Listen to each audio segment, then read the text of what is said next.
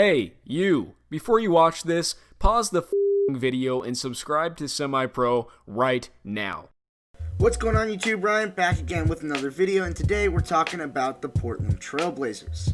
This is the final team that isn't already in the playoff picture that we're going to be talking about on this channel before the season resumes, and the Trail Blazers are currently in a tie for the 9th seed with the Kings and the Pelicans.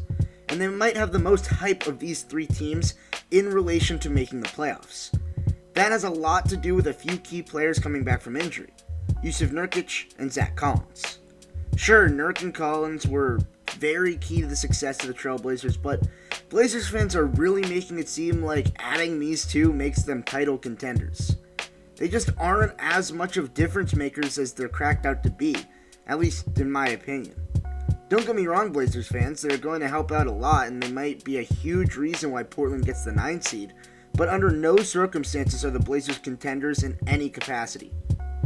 The player that is going to make any difference on this team isn't Nurkic or Collins, it's Damian Lillard. Make no mistake about it, this team lives and dies with Lillard. There's a legitimate argument to be made that Dame is the best offensive player in the entire league. He leads the NBA in both offensive win shares and offensive box plus minus. His defense is severely lacking, but there's no denying that he's one of the best producers on the offensive side of the ball in the entire NBA. And that's because he can do essentially everything he wants offensively. He can knock down a 3 as well as anyone, shooting just under 40% while attempting just under 10 per game.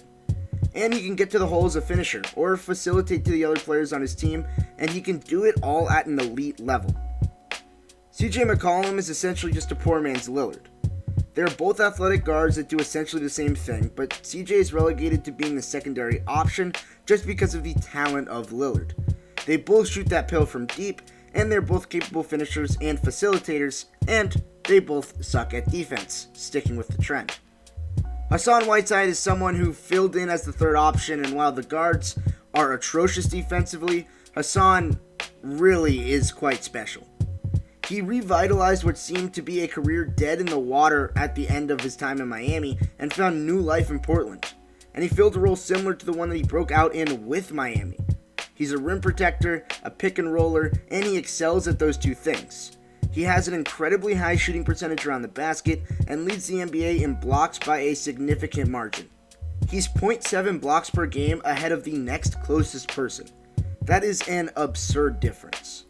The big three of Lillard, McCollum, and Whiteside really keep the team afloat. Portland is significantly more efficient, more productive, and just all around better when those three are on the floor.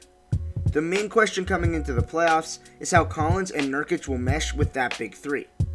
One of either Collins, Nurkic, or Whiteside will have to be relegated to the bench, and I wonder if that man is going to be Whiteside and how it will affect his productivity and the overall production of this team. Carmelo Anthony right now is the starting power forward, and I'll be honest, I don't like Melo's game anymore, at all. He's too ball dominant, he's incredibly inefficient, and he's a bad defender. Sure, he can score the basketball, but at what cost? I don't like Melo on the floor for this team. He thinks he's still a primary scorer, but he's past his prime and just has to face the fact that he can't be the number 1 or even the number 2 option anymore, and probably shouldn't be the number 3 one either. Hopefully Melo gets relegated to the bench with Collins and Nurkic back healthy, but I'm not too sure what Melo's role will be. Don't get me wrong, Carmelo Anthony is a great all-time talent, but he just doesn't fit that well in the modern NBA and with this Portland Trail Blazers team. Someone who I do like a lot is Trevor Ariza. He is perfect for this team.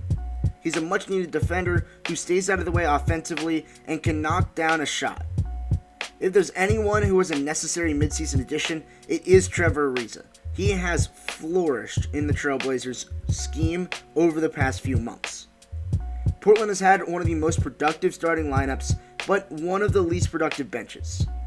Anthony Simons, Gary Trent, and Mario Hezonja may be fan favorites, but they just aren't productive and they don't translate to team success.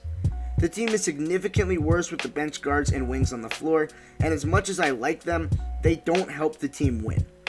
This Trailblazers team is incredibly top-heavy, which actually fits the playoffs better than the regular season because the lineups are going to be tightened up and Terry Stotts will run a condensed rotation, and the star players and starters usually play more minutes, but the bench is still a big concern. The Blazers are poised for a run in the playoffs, but I would much rather see someone like the Kings or the Pelicans get that last spot and have a chance to compete for their playoff spot.